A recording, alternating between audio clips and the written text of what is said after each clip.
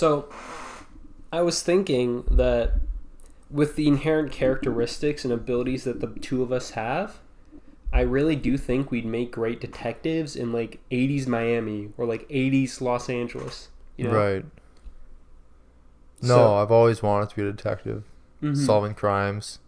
yeah. Sometimes by the book, sometimes not. Yeah, like a good cop, bad cop. Kind of. But I was thinking, like, in terms of buddy cop, I thought we were going to go for like the sort of like generic trope where like one of us is old and jaded. They've been on the force a long time. Yeah. And their partner recently died tragically Oh no. pursuing a case. And now you're angry and alcoholic drunk. You beat your wife. Kick cats. Kit Kats. Not Kit Kats, Plant kick cats. plant cocaine. Plant cocaine to get a bonus at the end of the month. Yeah. Right? And then one of us is a bright-eyed, new out of the academy, Idealistic. idealistic officer. Yeah. Okay. And you angered the top... Oh, someone angered the top brass. Uh-oh. And now has this lame dweeb of an officer made their partner, and they don't enjoy it. And at some point, the case is going to get too deep, and we're going to realize, like, the top brass is in bed with the criminal mafia, and they're going to say, turn in your gun and badge. And you'll say, you son of a bitch, I'm going to get you for this. If it's the last thing I do, then you slam your badge on the table, and you say, private, come with me. We're out of here. They don't have privates in Don't they? police academies now. Oh. It's a military term. What is the term? Just officer. Officer, come with me. We Yeah. storm out of there. Yeah, so I was thinking, my name. Well, let's go over your name first. Sure. We talk about this. Yeah, so I'm Sergeant. Sergeant's a term, right? That counts? Yeah, it counts. Okay, I'm Sergeant Buster Nuts. So 'Cause first I'm name, always- last name. What's first name, last name? Buster, first name, last name Mhm. Nuts. Sergeant Buster Nuts, because I'm always busting nuts of criminals. Mm-hmm. You're also racist. That was one of our character tropes we had going there. 'Cause I don't. in addition to being I don't know about an that. officer, I think I really wanted to keep my racial identity as Indian. Yeah. So as me Indian, but the only name I could think of was Jack Offerson. Yeah, Jack name. Offerson. So even though my name's Jack Offerson, I am still Indian. Just making that very clear. So we have fucking. I am Buster Nuts. There's Buster Nuts, and then there's Jack Offerson, put together as a team to solve the mayor's missing daughter. Nuts and Offerson? Nuts and Offerson. They're like Starsky and Hutch, but it's Nuts and Offerson. Yeah. Good cop, bad cop? Mm-hmm. Good cop, mid cop? The tagline will be like, can it be Christmas time? Of course. In like Miami? Because then... Like Die Hard. You'll be like a nutcracker. Oh, that's good. That's Yeah. really good. It actually doesn't like play into the plot all that much that it's Christmas, but they just have that because on the poster they want to make... They have like a promo thing of you like breaking nuts in your mouth. This kid is like Corporal busting nut. It's me busting nuts. Or Sergeant busting nut. I'm crunching nuts in my mouth. Yeah, and I'm just Jack Offerson, new of the academy, Yeah. ready to rumble. Doesn't realize it's the dirty streets of Miami. Mm-hmm. Can't be cleaned up by one man alone. Yeah, and I have to learn that some things you just gotta let go because we'll play this. So, okay, I'm gonna be following you to your first case, and then you're doing things not quite by the book. We're doing this. So you interject. You're like, Okay, Sergeant Nuts. Sergeant Nuts. Where are we going? How are you gonna find the mayor like this? We're trying to find the mayor. Mayor's daughter. Wait, what? Remind me again, Private. No, Officer. What are we doing? What are we doing? I'm old and senile, and I drink in the morning. I told you can't drink. It's gonna deaden your senses. We're going around the streets to go find if your informants know anything. We're gonna go rough up. Yeah, we're gonna rough a man up. We're gonna rough up the dog cage fighter. Yeah, you know me, Jack Offerson. I'm really good at ruffling feathers. Yeah, we're gonna go beat up the dog cage fight ringleader to get information about where the mayor's daughter is. Dog cage ring fighting? That's illegal. Yeah, but I put my dog in there. You put your own dog in this dog fighting ring? Yeah, You're supposed to be a police officer, damn it. I've been breeding dogs for 15 years. Just to make the perfect super animal. This is the first time I've heard of this. I should go report you right now. I'll put a bullet in your head. You wouldn't do that, truly. We're partners. I tell you, partners. Hey, what do you think happened to the last one? He died in the line of duty, protecting you from a bullet by Jones Caravaggio. That's the story. Who the fuck is Jones Caravaggio? You're as an police officer, sergeant. I'm very disappointed. You don't know famed gangster mobster triad member Jones Caravaggio. Oh, Joey. Good old Joey Caravaggio. Joey Caravaggio, my good buddy. Your good buddy. He's killed 14 cops and kicked 30 dogs. It's more than 14. Yeah. That's ominous. Yeah, so we're not a great duo, are we? We're not great detectives. But here's the thing: we'd rise to the occasion. Yeah, because like then what makes old Buster Nuts change his ways? Instead of following in my family name, to save you, I break my personal code. Oh, yeah. And go off the book to protect you. Okay. I know that I let the guy with the mayor's daughter go to save your life. Oh, I'm like, this guy is a good kid. He's a good kid. He's a good kid. Okay. Mm-hmm. Now, what makes you? I'm assuming that makes you respect me. Yeah. But seeing as the track record of Buster Nuts, I don't think that really click with you. You know, we have to kick 14 dogs. No, he was kick 30 dogs. Kick 30 dogs. Okay, so to save your life, instead of saving the mayor's daughter, I have to kick 30 dogs out of the way. We're at like a puppy breeding pen. Yeah. And I have to wade through these dogs, kick my way through. You're kicking dogs left and right. Yeah, to get to you, to save you. It's like a really convoluted saw trap. Yeah. I was gonna say we should have a bit in the show / real situation if it ever happens to us, where one of us is about to get dropped into a pig pen. I remember reading years back that pigs eat everything. Yeah, the pig murderer in the Chicago World Fair. And that was the thing. He would feed his victims. In 1912? Yeah. Yeah, it was me. Yeah. He would feed his victims to his pigs or something, and they'd be no trace because the pigs would eat every last bone or whatever. I think I heard they don't eat teeth. No, they do eat teeth. There's something they don't eat. Clothes? No, they eat clothes. What? It might have been teeth that they don't eat. How would they know? It's just too dense for them to bite through. Yeah. So it passes through them, or they still eat them, or what was it? Probably they eat them, but it just passes through them. Like corn. You shit in corn by the cow. We're 9 minutes in. We haven't done introduction. Welcome back everybody to episode 19 of the Mostly Mediocre podcast. Special thing today. I don't know if you can tell. We are in the same room, first time ever. The podcast, big for us. Mm-hmm. It's helping with the bits, the energy's high. Mm-hmm. We can make eye contact. Yeah, I'm looking at Henry right now. Looking directly at him. As he's ruining my bed that I made.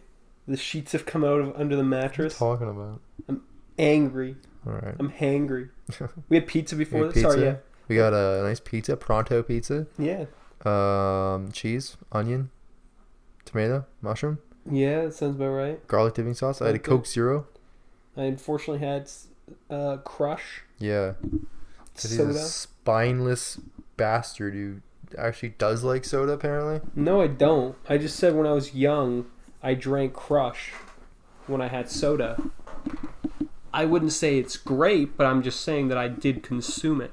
Hmm. But yeah, no, we figured out how to plug both our mics into my computer. Very convoluted. Yeah, it's like a software for a software, which we'll put into another software. Mm-hmm. To put onto to make your hardware. Microsoft. Jack Offerton. Jack Offerson. What are you doing? You're off your phone. I'm not on my phone. You're in the middle of a podcast. No, I'm not. You can't prove it. You can't see that on Zoom. You have any Joker moments lately? Joker moments. Yeah. Yeah, so I was going to Campus Health because I have an infected knee. Yeah. I can actually take the Band-Aid off and show you right now. Oh, yeah? It's fine now. Let me get this ASMR. What color is it? Oh, yeah, get that right. I'll be quiet. Yeah, rip it right off. Rip it right off. Oh. Ooh, I think they picked it up. Oh, that's sickening. Ooh, that's sickening? One second, Let me go over sound. to Henry. Alright, come You here. like this? You like this? Oh, is it like... Ew, gross. Yeah. It's like that weird pale pink color. Yeah, you gotta like leave it. Sorry. Gotta air that out. I gotta like get it open in the air now. Like I was moving back into my house here at university, and that morning I was biking, and I hit a rock. I was like right next to near the curb, and I hit like a rock, and it like turned my wheel to the side. So it was close to the curb. It immediately caught on the curb, and I just flipped over. Oh, you scraped your knee? Yeah, I just scraped my knee. So I did what normal people do. I cleaned it, like put a Band-Aid on it, call it a day. It was fine for the first few days. I thought it's bent. It's a scab. It's healing. So I opened it to the air, and I'm just chilling. And then like on like Friday, today's like what, Thursday? Yeah. So last Friday, I looked down at my knee. I'm like, this looks like kind of green. Yeah. It was like green, and I'm like, okay. I don't think the scab's supposed to be green. It was like spinach green, for reference. Yeah. So I go Google. I'm like, okay, infected scabs. I'm like, infected scabs would be yellow, and I'm like, this isn't yellow. So I just like move on. Don't think about it. So you think because it's green, it's like, and it's not yellow, you're like, oh, that's fine. Yeah, it's fine. Because it's not yellow. Yeah, I saw like it's not yellow. Sweet. There's no pus. So what was it? So then I go about my way, and then like I remember like the next day I had showered, and then like I got out of the shower. I'm like, it looks, for reference, like since like Friday, my throat's been like super dry. Like no matter how much water I drink, I'm dry. I just feel kind of like tired, and I'm like, I wonder what could be doing this. I don't know because I haven't left my house, right? I haven't really been meeting anyone, so I was like, it's not COVID. So, and then I'm like, it could be my knee, but my knee's green. It's not yellow. It can't be infected. But then I remember I got out of the shower and I looked at my knee. I'm like, this was kind of bad. So eventually I sent a photo to my dad. Dad used to be a doctor in India, wherever, and stuff. Clinical researcher now. And then I'm like, okay, how's this looking? He's like, yeah, it looks really bad. Damn. So that's how I got my knee infected. What? Eventually, the green scab thing, like after I like shower, like went away, and it was kind of like nasty looking for a while. It was like kind of bad, and I got photos for Henry. I've been taking photos over the next few days because I couldn't go to Campus Health over the weekend. Yeah. I trust me. This is gonna lead into the story of my Joker moment. Yeah, let me see these pictures. Let me see this knee. That's on the Saturday. Oh, that's foul. That's look, it's peeling off into the Band-Aid there. Look at that. What is that? Oh, I don't know. Gross. So there. Oh. Fuck. This one was bad. Oh. And that's today. Jeez, that's rough. Yeah, I haven't had a bad. I haven't really had any injuries recently. Yeah. Because like for me, like I go by like the caveman model. Yeah. If I get sick, obviously if it's a serious thing, I'll take it seriously. But like if I have a cough, they don't really take medicine. I'm like, I'll be fine. I clean my wound. I'm like, yeah, I'll chill. Here's the thing, I'm really clumsy. I injured a lot. Pretty good pain tolerance as well. So even though like when my knees like hurting a little, I'm like, yeah, it's just like it's a little ache, it's fine. So I just like let my body sort itself out. But then on Monday, I'm like, okay, I'll go to campus health, let them see it because it's not really getting better. And I get there. My appointment's at 3 p.m. Mm-hmm. I have class at 3:30. When I call in the morning, like, oh yeah, that's more than enough time to get your appointment done. It's just infected knee. Those are clean to take a look at it. Blah blah blah. So I get there 10 minutes early, 2:50. I check in at campus health. I'm waiting there. I'm on my phone, so I like know what time it is, and I'm sitting there, and then like it's 3. I'm like, okay, no one's really calling me. And then the nurse comes in, calls like some other guy, like Justin's name.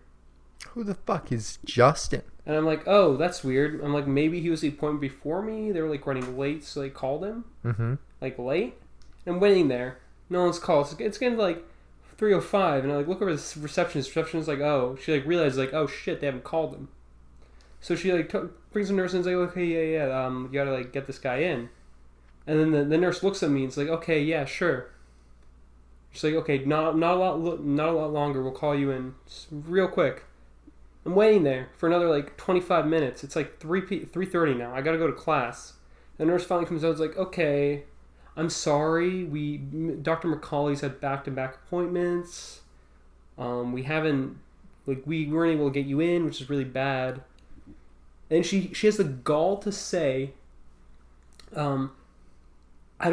was like telling a receptionist at this point, not to me. And she's like, yeah, I like came in came out here in the waiting room in 3 and like called out his name, and they didn't answer, so I called the next guy's name to get him in, and I'm like, what the fuck? I was sitting there. You didn't call my name at all. A lie. That was a bold-faced lie. Both the receptionist and then she said it to me again after. They're in on it. They're both in on it. You know? Yeah, and I'm like, what the fuck, man? And then she comes back and she's like talking about more stuff. It's like, yeah, so, she tells me, so we can't fit you in right now, but you could wait here in the waiting room until we close, and if we get an opening, we can fit you in there. We don't know when. Just awful. Yeah, and I'm like, oh, so you can't just like fit me in now?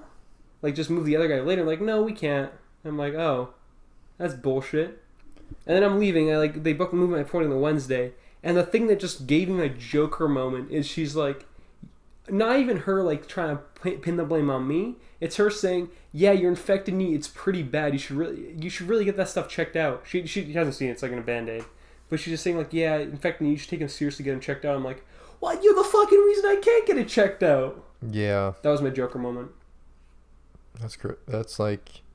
There was also the time where I was like twirling a sign and a bunch of kids swatted out my hand and beat the shit out of me. Yeah. When I was in a clown costume. I remember that one. That was pretty big. And then... Not as important as my knee, though. Obviously. No, obviously.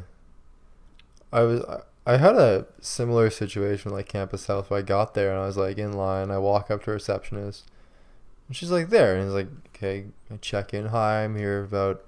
I had like a fucked up toe. I've been running a lot and like my toenail fell off. Turned black or something. It's kind of weird. You didn't see that? And like I was like, I checked in and like as soon as I was done, she was like, oh, and by the way, don't check in here. Go to like this computer in like the corner that I didn't even see and check in there because I'm busy. And I was like, what? There's like a big sign. It's like, line up here, check in here. And I was like, what? You didn't tell me that before. Yeah, it's all wacky. You know? Like, normally I've had like pretty okay experiences with them, but this time it's not good. Sometimes you just catch people on a bad day. Like my bus driver the other day, he was like... He didn't stop. For some reason, he couldn't like go slower than 40 kilometers an hour. No, like, what was happening? He would like yell at the people in the bus, like, about the crosswalk. And he's like, just so you people know, once the crosswalk starts flashing red, you're not supposed to enter the intersection. Like, I don't know if he's mad at, like, maybe because, like, it, like, causes traffic and people can't get across, but it's like, whatever, man. It's a campus full of people. Like, put the cars first, people first, you know? You're telling me to get some bitches. Yeah, I was thinking about it. Oh, so you're thinking of telling me get some bitches. You really use the word get bitches? That's so disrespectful. No. You're so disrespectful. I Why didn't would you say that? You said it. No, I didn't. Play it back. Are you just trying to say that because I'm a POC? Who's like the politician? You... But yeah, no, that's quite the Joker moment, I guess, for you. Yeah. But yeah, no, it's been a week and a bit where I'm like, what the fuck is going on? I don't remember anything anymore. Yeah. Tired. The weirdest thing, you have in-person classes, right? Yeah. Most of my classes are super small seminars, so most of them are in person. But like, it's so weird because like I'll have like full classes, like 80 people, and like there's no restrictions in classrooms for like distancing. But then as soon as you're out of the classroom, there's a restriction, which makes like I don't know, like doesn't really make sense, right? Like you tell me I can sit next to like a foot away from 8 people in a classroom, but as soon as I exit that threshold, I can no longer sit next to them. It's like, well... Yeah. Oh god, there's so many weird and like contradictory like messaging that's being sent by like USC here. So for reference, the university in the opening week, they've held multiple raves. Yeah. Like full on raves in the welcome concerts. Week. Yeah. Well, like the setup they had was like there were like 2 locations, and like you're supposed to just kind of like sit down and watch.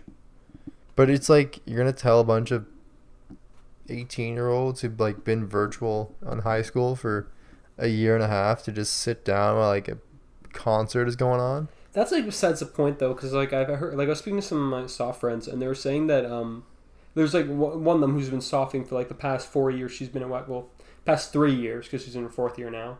Softing for every year she could. She was saying that compared to all previous years, the frosh this year are feral. Her words. Because they've been cooped up. They're just disrespectful and violent. Oh no, that's awful. Yeah, but the point I was saying was like, so USC has like these mixed messages. We also apparently here at our university and quite a few others in like Ontario, there's been like big like 1,000 people like street parties supposedly. Yeah. There's like one at a street near our university, and there's like some up in like another university up north. Oh, the Brothdale stuff? Yeah, Brothdale, and there's like apparently Aberdeen and Queens was covered. I heard a story I was trying not to dox us there by saying Aberdeen, even though I know or Brothdale, even though I knew we already doxed were at Western. Oh yeah. Well, it's like, I mean, everyone who listens to this podcast knows where we go to school. Yeah. No, I heard a story about this girl, and she was like at a friend's house, and it was like so busy that she couldn't even leave the house because there's like the people were on the lawn and like on the porch and stuff, and like she has to wait till like 2 a.m. to just get out of the house. That's crazy, hey? Yeah, it's awful, but it's like like you gotta. It's hard to like sit like. Obviously, people shouldn't be having these big house parties right now, or even like street parties, right? But it's hard for them to like you to like morally justify it if like the university yourself is holding raves. Apparently, like I was talking about, like the softs themselves didn't want the raves to happen. Like they weren't told, and then they're told, okay, we're holding a rave now. You have to go here and watch over it. Yeah. Did you see the videos? So like it's an event for first-year students. And like there's capacity restrictions, right? And then there's these videos of like people breaking down the fences and like funneling through. Yeah, like I know I've seen like quite a few people who I know aren't in first year going to these concerts. Crazy. But the thing I was going to is like we're recording a video for our club, and we obviously record socially distanced and everything. A lot of scenes were just people alone. We're doing like an office style intro. Right, for like the club's week that's coming up. Doing an office style intro, and then we're recording, but we have like one scene where everyone's still pretty socially distanced, everyone wearing masks, comes together to say, oh yeah, this is their team, that sort of thing, right? We have that, so we're told, even if it's just 2 people in a video, you can't have a video with multiple people, period, even if you're wearing masks. That's so weird. But then the USC themselves has promotional material with more than one person. Like without masks. Without masks, not even with masks. Yeah. And it's like, okay, that's a mixed messaging. Yeah. And like, obviously, we can't do anything because if we post this, we could get fined. Yeah, like disbarred, or what do they call it? Yeah, and it's like, what the fuck, man? Like, De-ratified? it was fine for me in general. Like, I was fine with it because, like, I'm gonna be honest, I didn't want any multiple people videos. Just because it was a lot more work. Yeah. To, like, edit, and I'm like, pro. But in general, it was so like, kind of bullshit. It's like, what do you mean, man? Yeah, it's all very confusing. Just like what they want from us. It's like, and I get it, but at this point, it feels like we're like playing the game Mm-hmm. of being safe and not really like being safe. Mm-hmm. But there comes a point where it's like you can't just like keep doing this, right? Mm-hmm. Like you can't just like stay home forever, right? Yeah. We're getting cooped up.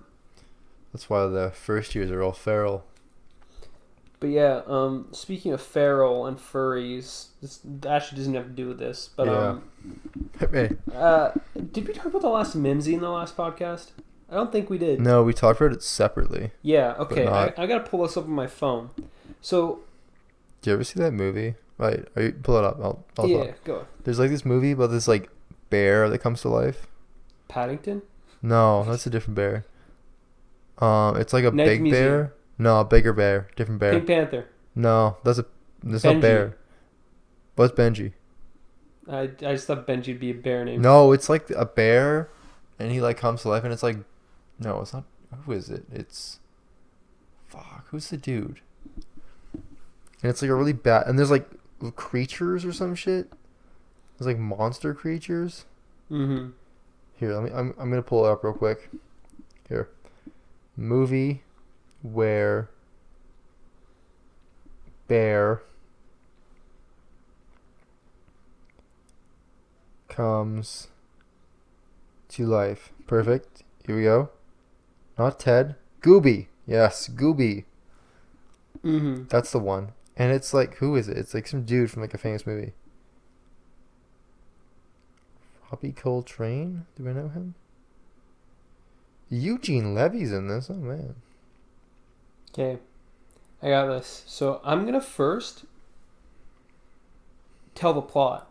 This movie, okay, I'm going to say this first, though. It is 96 minutes, and it feels so long.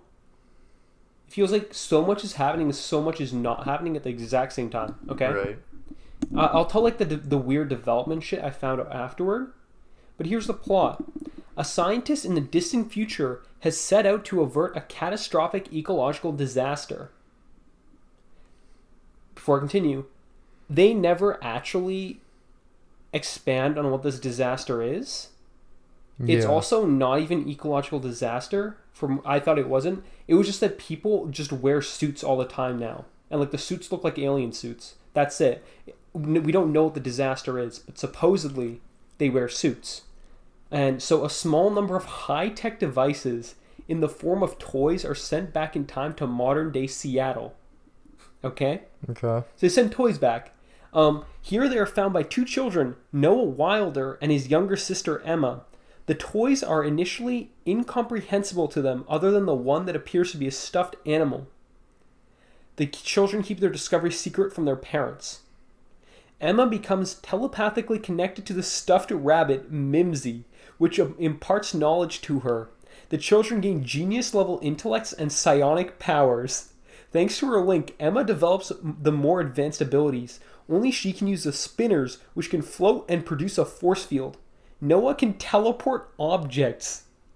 Emma describes herself as the chosen one, but names Noah as the engineer, without which she cannot build the bridge to the future. The children's parents and Larry White, Noah's science school teacher, have now discovered the devices and the children's powers. By mistake, Noah causes a power blackout over half the state of Washington, alerting the FBI to their activities. The family is held for questioning by secret agent Nathaniel Broadman. Just such a fake name. The Mimsy is revealed to be artificial life utilizing nanotechnology created by Intel. For reference, at this point in time, this is like 75% of the movie. That's what that is. What? Yeah, okay. So Emma relates the relates the dire message. I think it's supposed to be relays. None of the other Mimsies had returned to their home time. Now the Mimsy is beginning to disintegrate and needs to convey uncorrupted human DNA to the future in order to correct the damage done to NDA or to DNA. Sorry, DNA by ecological catastrophes. Wait, so For reference, this part is not referred to in the entire movie, and the fact that Mimsy's dying. so what do they need? What is the future trying to get out of sending toys back to the present? I'll get to that. Like, has that been explained in the movie, or like? No, it just said that at this point we only find out now that they need DNA. Why do they send it back as toys? Actually, no, they don't even know they need DNA at this point. They just know that all we know, is that the fucking rabbit, which at this point, from what we gather, hasn't even fucking done anything, just needs to go back into the future unless, if they don't, Mimsy dies. Who's Mimsy? The rabbit. So the rabbit has to go back to the future, or the rabbit dies. Yeah, it just Isn't the rabbit like a robot? Yeah, I don't know. Okay, so the FBI do not believe them. So Noah and Emma use their powers to escape. Mimsy absorbs a tear from Emma, which contains a girl's DNA. Via the time portal they've constructed, Mimsy returns to the future. Later, Noah's science teacher who witnessed Mimsy leaving the present says he saw numbers, a reference to a previous dream in which he had which related to him the winning lottery numbers. Sorry, the Wikipedia page is grammatically incorrect. Wait, so he dreams that he won lottery numbers, and then as the Mimsy is traveling back to the future with the young girl's DNA in the form of her tears, he gets more lottery numbers. He sees the numbers, and then does he win the lottery? Yeah, he had missed out before by never buying a ticket. That's not missing out. That's just like he dreamed it in the past after he went on a trip to. I'll talk about the side characters later, right? Okay. Mimsy in the future, Mimsy had provided the genetic information required to restore humanity both physically and mentally. And then at this point at the end of the movie, for some reason, two humans wearing alien suits take the suits off, and then go open like a blinding bright door, and then later it shows like this one chick like reading this story to a bunch of children about the Mimsy. And then the kids fucking fly away. They just float in the sky and float away. Wait, I don't know what the fuck is going on. So the alien was actually humans. Future humans come at the end of the movie? Yeah, they're shown at the end of the movie. Why didn't they just come there in the first place? Kids can fly now. But why didn't the future people just come back themselves? Don't know. It doesn't explain anything. So for the rest of the explanation, right? Most of this movie, nothing fucking happens. The kids aren't that interesting, but supposedly, it doesn't say in the Wikipedia here, but they need the DNA. So what apparently in Mimsy lore, okay, both Noah and his sister are the two last pure children on Earth. And that's why the rest of the Mimsy sent back in time didn't work, because the children weren't pure. Like they're not DNA pure, or like? I think it's supposed to be like mentally pure. Like but they want DNA though, right? Yeah, I don't know, man. They just need that. Fuck. So, also, fucking Noah gets the power to communicate with spiders, by the way.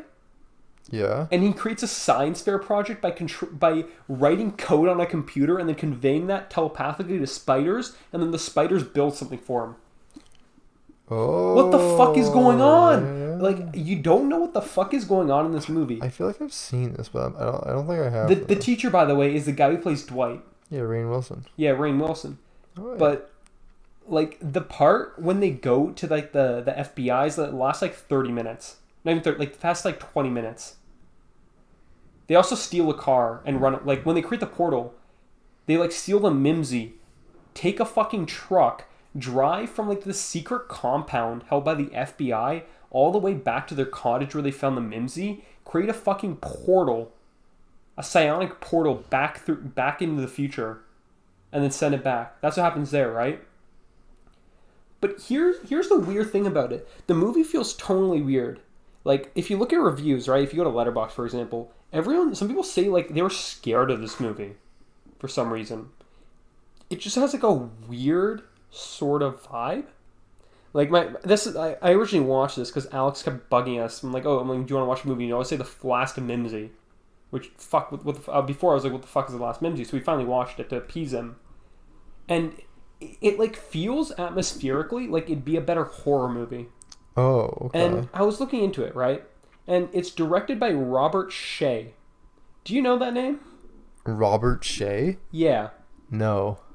So, What has Robert Shea done? turns out Robert Shea is a big shot because he's the co-founder of New Line Cinema, Oh, wow. the big ass company, right?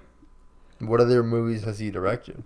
So, he hasn't directed a ton of other movies, but it's about everything that he's produced and played a role in creating.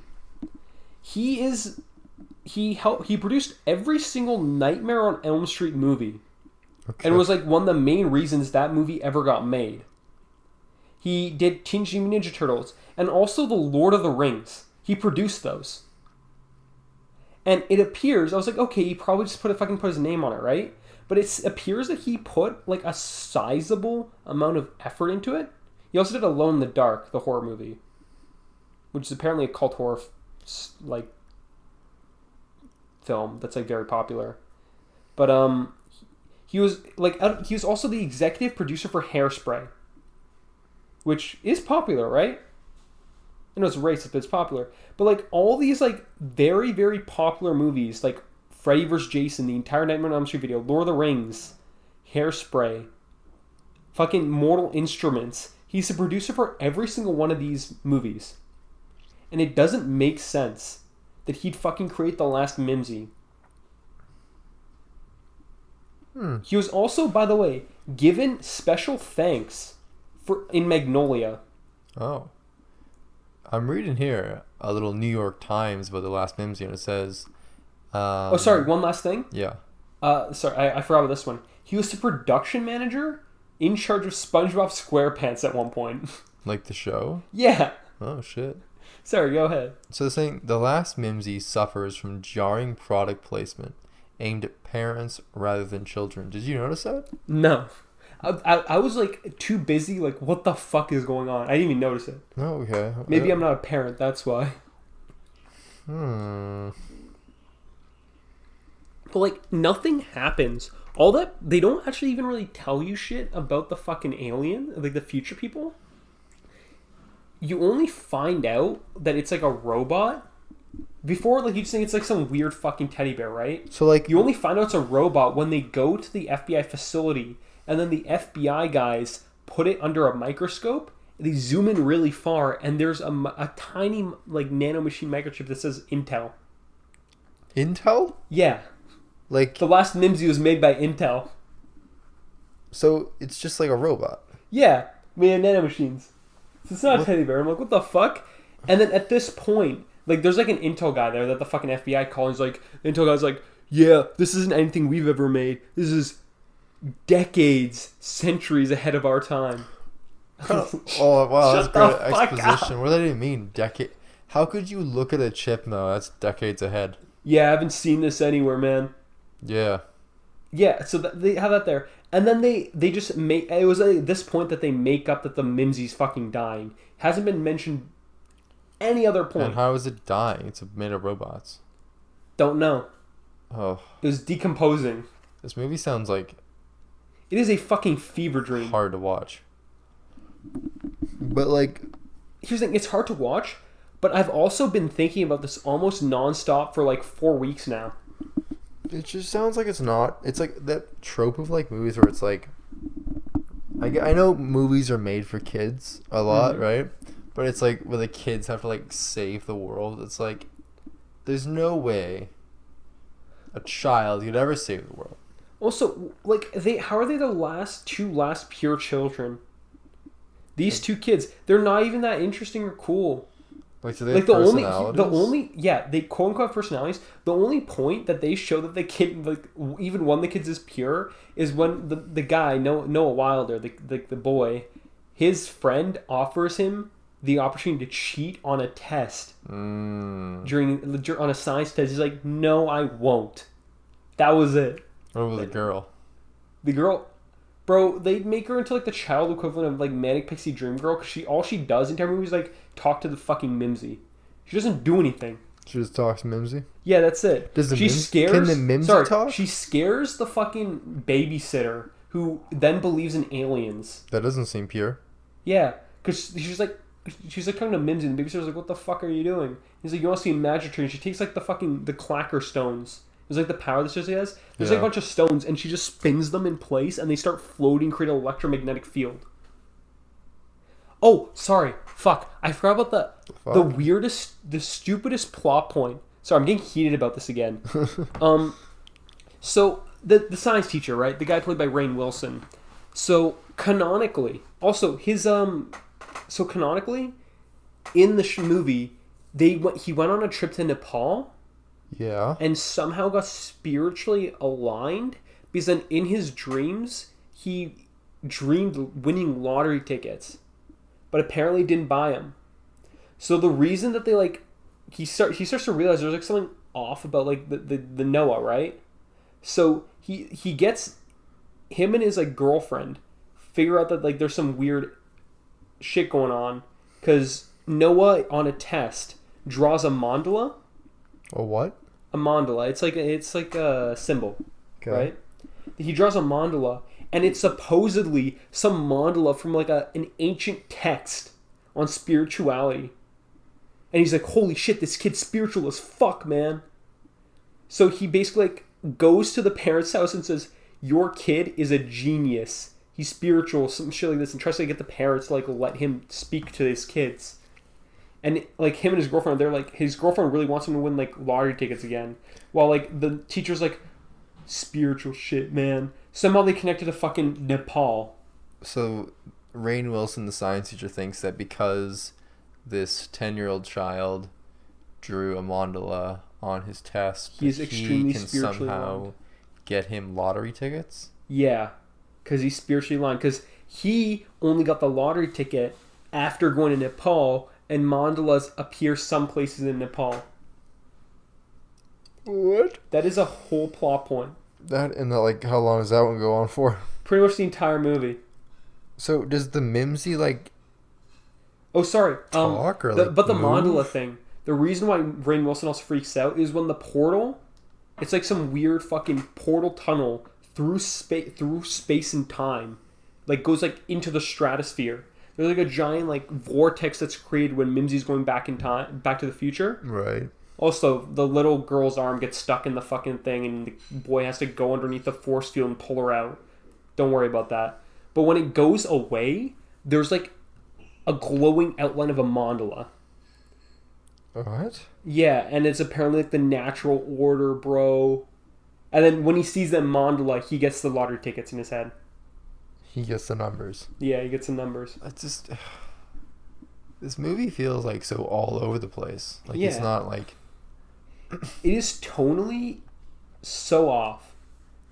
Is it funny? No. Are there like jokes in it? Yeah, there's jokes. It's just really not funny. But it's just really funny because like, it's like, if you look at the reviews on Letterboxd, people are like, this movie terrified the shit out of me when I was a kid. And this is my first concrete memory of fear, so thanks for that. Chris O'Neill. How come kids in... Yeah, sorry. Essentially, Donnie Darko meets E.T. the Extraterrestrial. You ever notice how like kids in like kids movies always look like dorks? Oh yeah, they do. Like, where is this guy like just falling off or something, or the kid? I think so. Like, I can't find anything on Chris O'Neill. How old would he be now? Oh fuck! So this movie came out in 2007. He's probably like 30 now, dude. He's 26. Well, that's close enough. What's he doing? Let's check out his little IMDb. See what's up with Chris O'Neill. But yeah, like, I was like thinking about this, and obviously, so there's a joke on like my Letterboxd page right now, because I've rewatched Tenet, kind of a joke now, like 7 times. So my review for the last Mimsy was, I'm gonna tell my kids this was Tenet. Oh yeah. Because it's the future communicating the past to save the future. I was like, this is Tenet. This is just Tenet, but for kids. A lot of movies like that. Yeah. I decided to make, like, all my reviews from now on are going to be, like, inferences are in some esoteric way brought back to Tenet. That's the entire bit from I now haven't on. seen Tenet. You haven't? Tell you what I have seen. I've seen A Color Out of Space. Great movie. You've seen Color Out of Space? Yeah.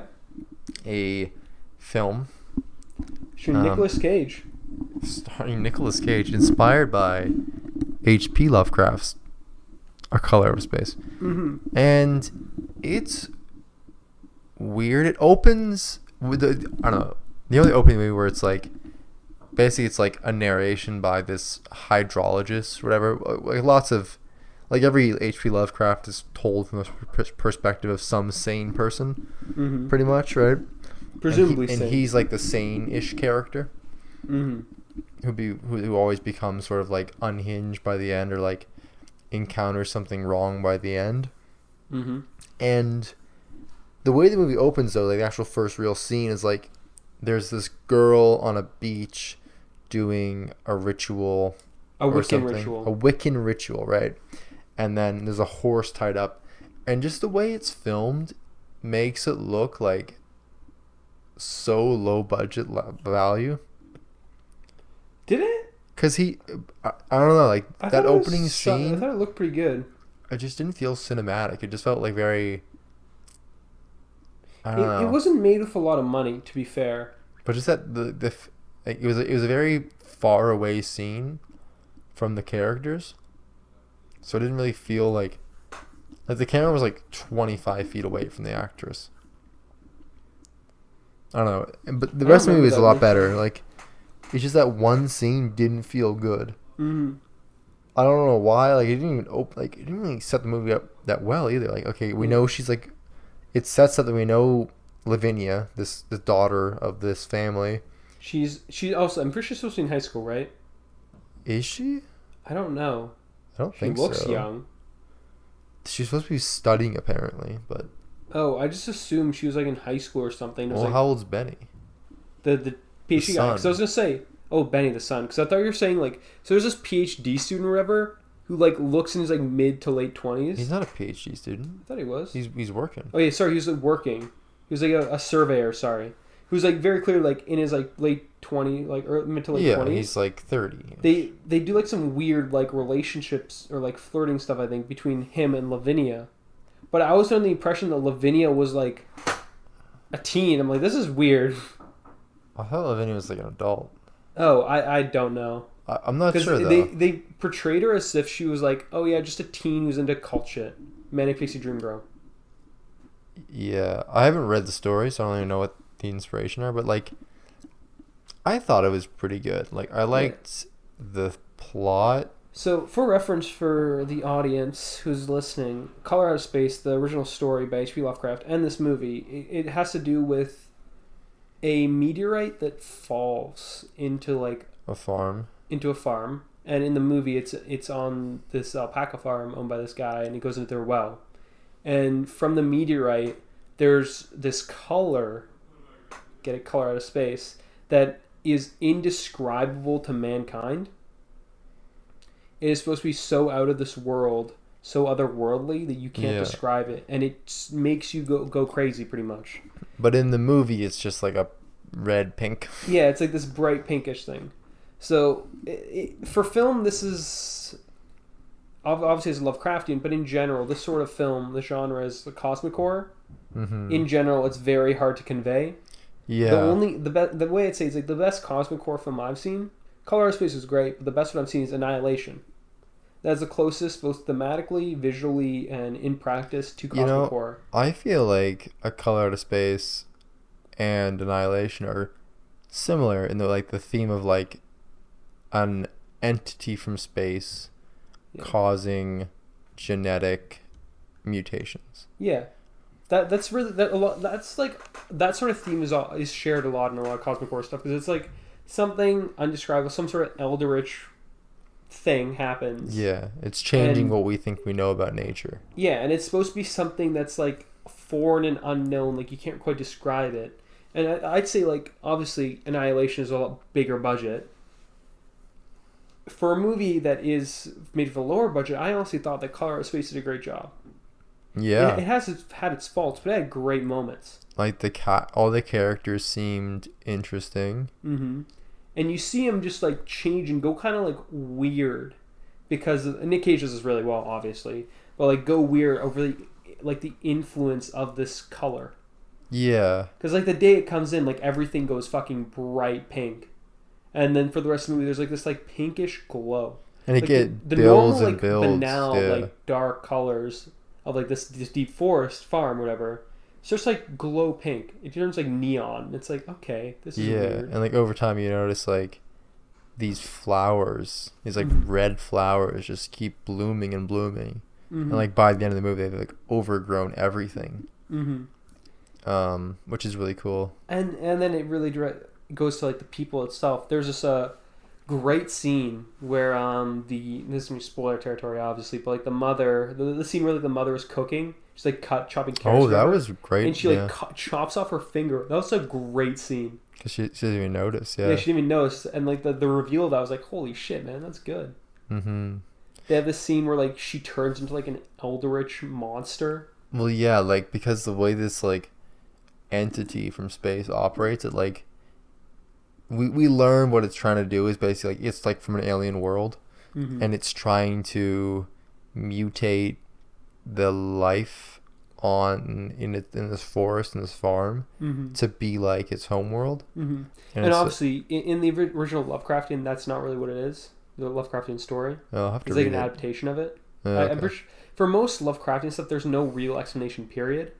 Obviously, they have to provide one here because this is a film. Well, some are pretty thorough. Yeah, but like more Cthulhu-based stuff. I would love to see a whisper the whisper in the darkness, or a whisper in darkness, made into a film, because that one's actually really cool.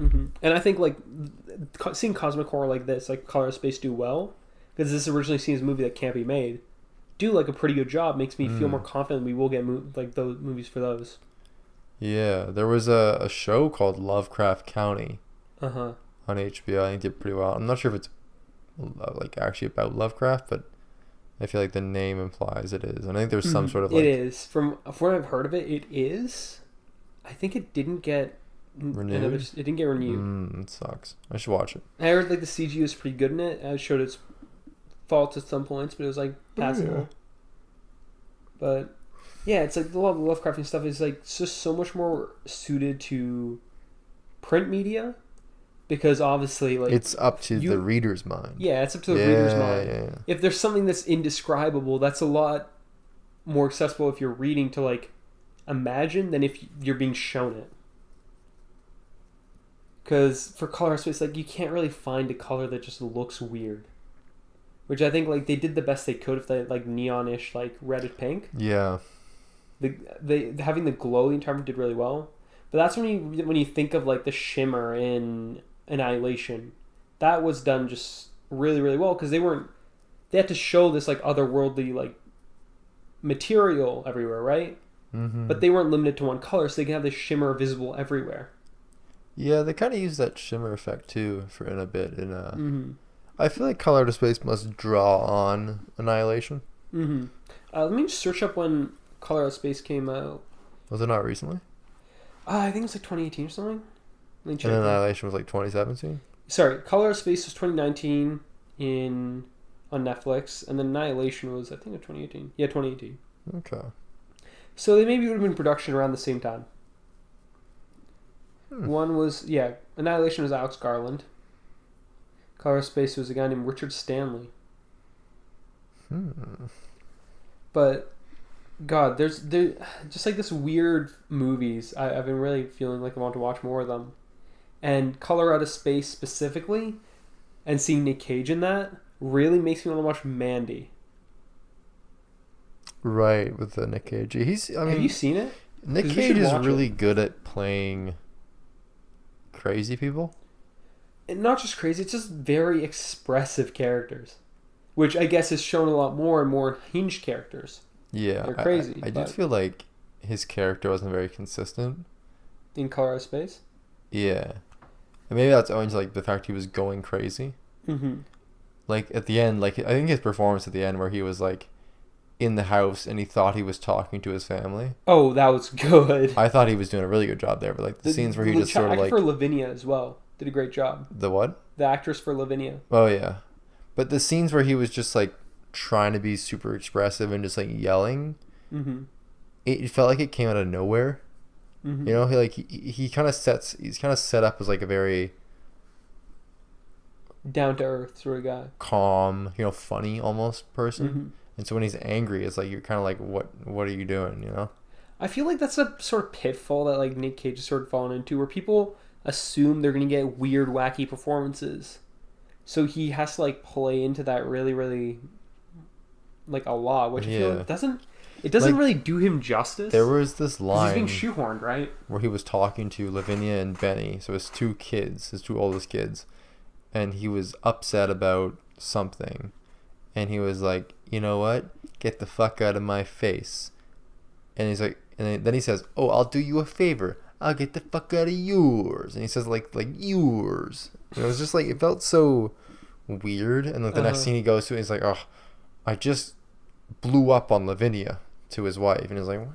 I think it's like, the reason I was saying the shoehorn, because I feel like most, like probably more organic, like good, weird Nicolas Cage moments are stuff where he's able to like sort of ad-lib and like do it himself. But I feel like in that case, that was something that was like very deliberately written in for him to say. Do you think they knew they were gonna get? I feel like I don't know. It's like, okay, it's cosmic horror. It's gonna be weird, especially towards the end. They want to have him do his weird Nick Cage shit, so they write that in. I like, did oh, enjoy. Get out of yours. I did enjoy Nick Cage in that for sure. The mom's performance was kind of like, it was flat. Wasn't really there. I mean, she wasn't really there in like the story either. The kid did a good job being creepy. Like Jack, being like, you know, the role where it's like the kid who can't really communicate that well. Did a good job of like, you know, being creepy and helping set up with the creepiness. Lavinia was good. Yeah, she kind of like Nick Cage. Obviously, I think she was like the stand-up for me. Yeah, and then the Benny, he was in the OA actually on Netflix. The OA. It's a pretty good series. Two seasons. Stands for original Angel, but like the show's called the OA. Is it? Okay, yeah, sure. It's a bit weird, but it's a really good show. I don't know, like overall, like there's like the hydrologist, you know, grounded, you know. Yes. I like the mayor was kind of funny as a character. Yeah, we're like trying to do like the. Well, like they're building a reservoir and like. They want to bury it. They don't want this like bad publicity. Yeah, because like the groundwater is contaminated. They don't know what. The effects were really good in the movie, I'd say. Yeah. Like for the weird like tree monsters. Yeah, they definitely had a good budget there. Like they used it sparingly enough. Like they never really show like what the body horror is until like near the end. Like they keep it very hush hush. Like any scene you see of like a dog or a cat that's been like mutated by this force is like very quick. They don't ever show you the alpacas. I don't think. What do you mean? The alpacas in the barn. No, they do. They did? Show what they'd become? They show what they become. Oh yeah, they did. Fuck. But that's the big reveal. And it's like they're all melded together and like you can see their heads like flailing back and forth. Yeah. Like maybe here's the thing, like they maybe could have made it more horrific or like more akin to actual Lovecraftian. It's Lovecraftian roots if they showed it less. But it's so much harder to like describe when they can't like tell you directly what's happening. Because then they'd have to show like you not seeing it, like the reaction of the characters, which is where like I guess like towards the end of the movie when you get to see the characters like reactions to things, it's better than if you just see it just straight up, you know? Yeah. No, I think they did a good job. Yeah, I really enjoyed it. Like like 4 stars, I'd say, out of 5. Yeah. It's a solid movie. I enjoyed it. Oh, it was kind of long, eh? Yeah, it was like 2 hours. Yeah, it was paced pretty good though. Like, It felt like slow, but like in a deliberate way, if that makes sense. Yeah. Yeah, it was quite a thing. Quite the movie. I was gonna say we should watch Mandy. That's the which one? No, that's the other Nick Cage one. It's apparently very. His like wife gets like killed and he wants revenge. Oh, okay. Is that the one that's all orange? It's all like pinkish red. Pinkish red? Yeah. Is it orange? Yeah, it's like pinkish. Okay. Very angry and weird, supposedly, I've heard. This one. That's the one, yeah. Yeah. I've heard like some weird. I've like seen a few scenes from it. I'm like, yeah, this looks good, dude. God. At this point, it's like there's so many movies for me to watch, and so little time. You know. Yeah, because, like, they're long, you know? Mm. It's like I get sleepy so early now, so I sleep around like 12, 11:30, 12 now. So. Talking about. Hmm? We're about like 11. Me? Me. Oh, yeah, fuck you, bitch. What are you going to do? Stay up later?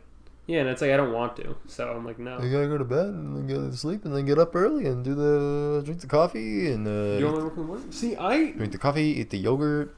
I feel like I've just made my body hopelessly used to low sleep. Right.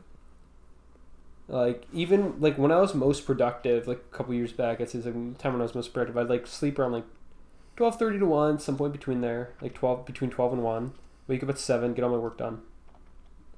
Right now I'm trying to get back to that again, but obviously I'm sleeping earlier, like 11:30, somewhere around that ballpark, between 11:30 12, but 7 hours, it's solid for me. I'm used to, like, functioning around, like, 5.5. That's crazy. It's weird. I sleep more now that I'm back at school than when I was working in the summer. Oh, no, I get anxious when I don't get, like, good sleep. See, I get anxious where I'm like, I feel like I'm wasting time that could be spent doing something else. But, like, what are you going to do, though? Like, what do you do at night? That's not sleep. I spend so much time, like, thinking, like, oh, whether I'm, like, deliberating and then not doing something while I'm prepping to do something else. I don't actually end up doing anything with that extra time anyway. Yeah. There's, like, the thing where it's, like, you don't like to... Like, I felt where it's... You'll work during the day or have school. And so you don't really have a morning to do stuff. So you start, like, early in the morning. You get up, have breakfast, read the news for a bit, right? You don't have a lot of time to, like, do things. And then you go to school, and then you're working, and it's, like, 8 o'clock or 10 o'clock. And you're like, I've done all my work. And it's like, I have, like, you know, no leisure time left, right? And, like, I don't know. It's nice to have leisure time. And it's like, oh, I'll just stay up and, like... But then at some point, you fall into trap, at least I did, where it's like, oh yeah, I'll stay up later so I can have leisure time. But then people naturally, it's like same thing with procrastination where, like, you adapt for the amount of time you have. Mm-hmm. So I just be spreading out my time. One thing for me is, like, workouts that shouldn't take more longer than like an hour, hour and a half would start taking like 2 hours. Because it's just spreading that time out instead. Yeah. So it's like I'm trying to get back to, like, that strict regimen where I plan everything out, I finish it within the time I've allotted, and then since I'm managing my time so well, I have time to do things leisurely.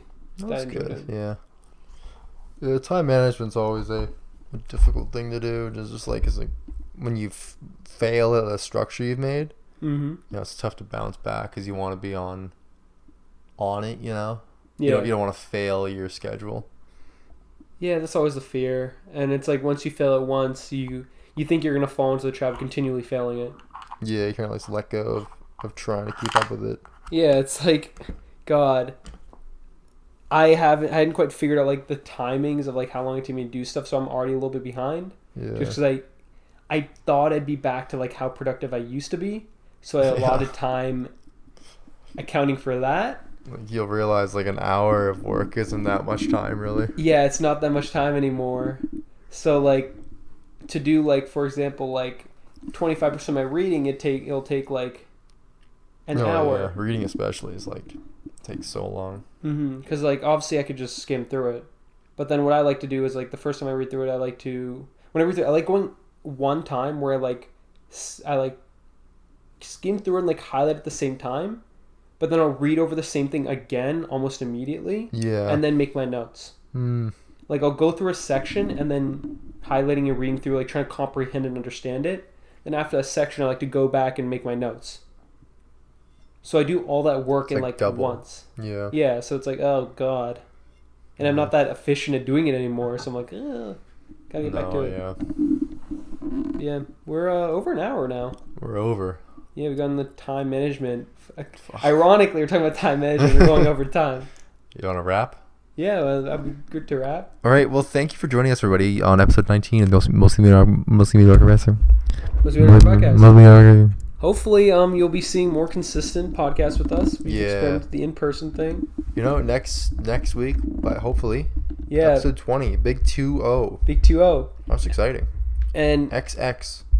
it's on me because Henry's the respectable one. If I gotta get my shit together so we can record the pod for our loving fans, our adoring fans. Maybe one day we'll do a live show of Yuck Yucks. Yeah, we'll have to write some jokes. Write some jokes. Okay, what do you get when you cross a man with a stick? Blind man. I was gonna say stick man, but a blind man's probably better. Man. I'm not good on spot. You put me up to this. But yeah. All right. Peace out, everybody. Take care. Peace out. Bye. Bye.